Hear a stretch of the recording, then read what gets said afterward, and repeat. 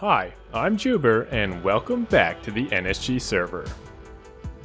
In this video, I will grow my business empire, build an iron farm, and finally get a glimpse of what my base is really going to look like. Last time, we mined ancient debris to upgrade all of our armor. Today, we mine it for a much nobler purpose: profit. This time, we will get rich for sure.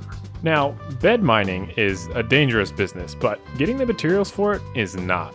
We don't even have to shear our own sheep. We can just buy some from... Welp. And that's how my second death on NSG happened. With my supplies safely secured, I headed to the Nether and used beds to make my dreams come true. I did this for a long time, but it was pretty successful. Ultimate power! Now that I had the netherite, I needed to sell it. Hello, leafy sheep. I built a little pop-up shop and I'm sure I'll have 1,000,000 diamonds before the next video.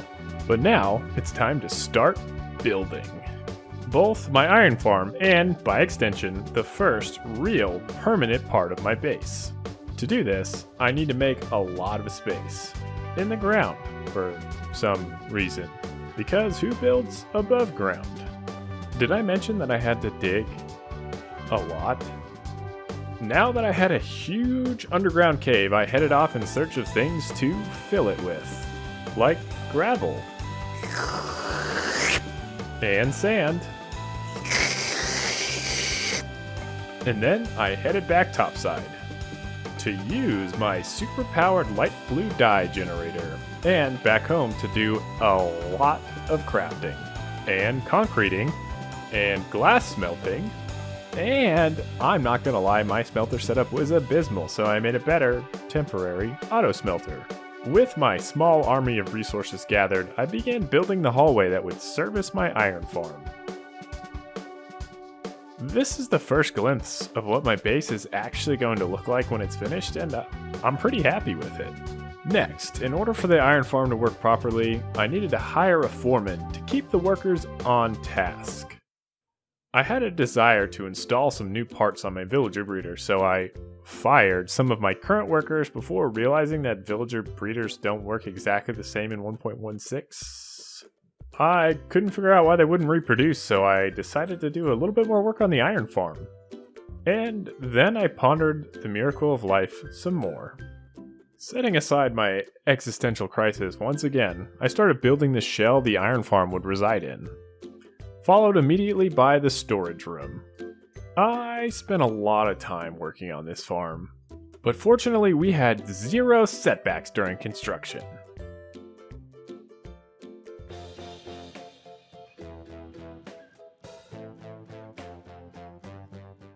I spent what felt like forever corralling villagers. But eventually I got all 3 workers trained up and ready to go. After that, I installed the storage and sorting modules, and the golem spawning platform. I continued to build up the shell, it's a crystal, for the iron farm, again with 0 setbacks. Why? I did some additional digging and lighting in order to make the project easier and safer to finish moving forward. And finally, I completed the shell for the iron farm. I think I had been working for about 8 or 9 hours at this point.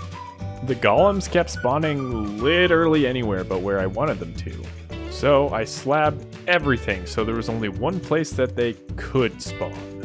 I had to tie up some loose ends before I finished that. Slab.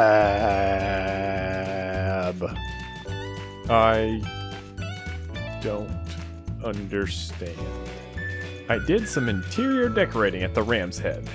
And speaking of the Ram's Head, if you are thinking that I forgot about the meeting I had with Zog, I didn't. The first prank has already been pulled, but the victim hasn't noticed yet, so that's all I'm gonna say about it for now.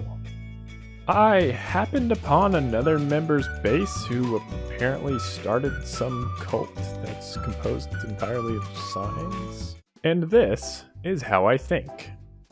And what was I thinking about?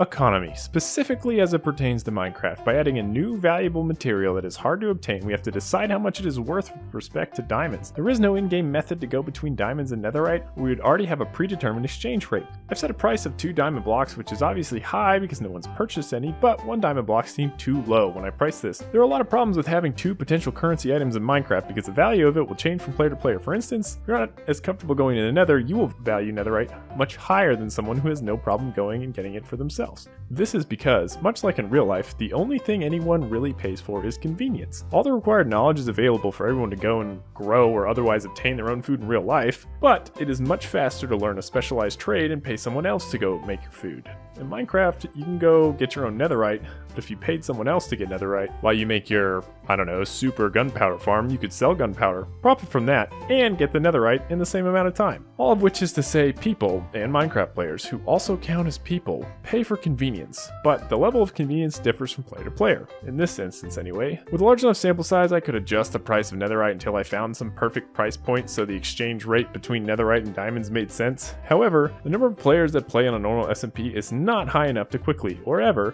find a stable price. There's probably some microeconomics books I could read to better prepare me for this task, but it is much more likely that I'll just pick a price and people will think it's worth it, or not. But who cares, because if my netherite trades for 18 diamonds or 10 Stanley nickels, either way I'm still broke because no one is buying my stuff.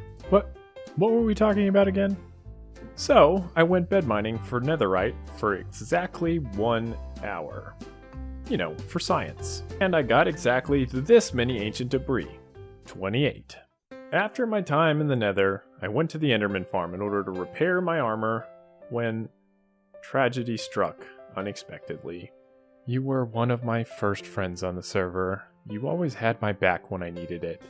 You've been my right-hand man since day 1.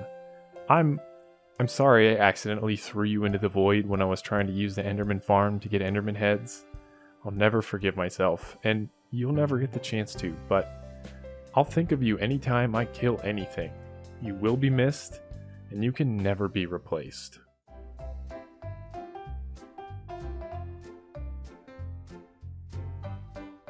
Well, that is what I am talking about right there. Oh boy.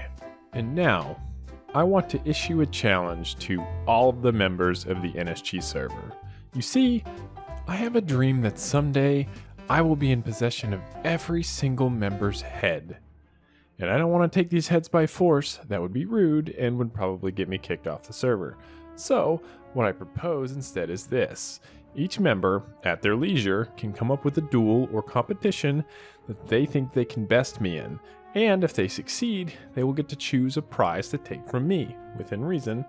And if I win, well, I get their head. I await your responses. And on that note, like the video if you liked it, subscribe if you want to see more similar content, check out the other NSG members, and please leave a comment. I enjoy responding to them. Have a good day, everyone.